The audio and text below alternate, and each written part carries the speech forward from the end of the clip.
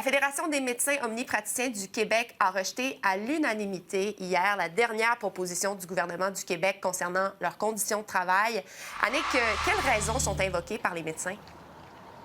Les médecins nous disent là, ce matin, Marie-Ève, qu'ils ne se sentent pas valorisés à leur juste valeur par le gouvernement du Québec parce que la FMOQ là, est en négociation à l'heure actuelle là, pour venir à une entente d'un accord cadre avec Québec.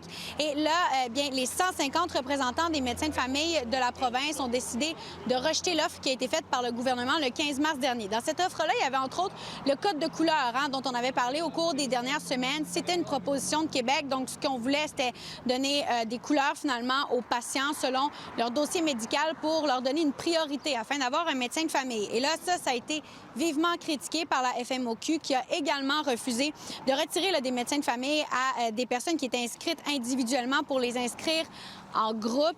Ce que des médecins m'ont dit ce matin, c'est qu'ils ne se sentent pas valorisés par le gouvernement, qu'on leur demande beaucoup plus que ce qui est possible de faire à l'heure actuelle parce qu'il manque beaucoup de médecins dans le réseau et qu'il faudrait que le gouvernement fasse sa part. Je vous laisse entendre.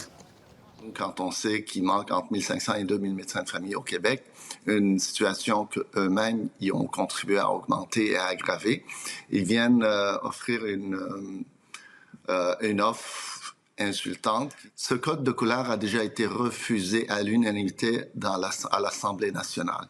Aujourd'hui, il revient en charge en le mettant dans l'offre. Nous, on l'a complètement refusé. On ne veut même pas regarder ça.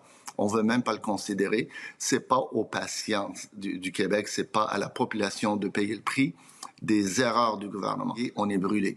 Étant ici longtemps que cette attitude est là envers les médecins de famille, on n'en gagnera pas. On ne gagnera pas de nouveaux médecins de famille.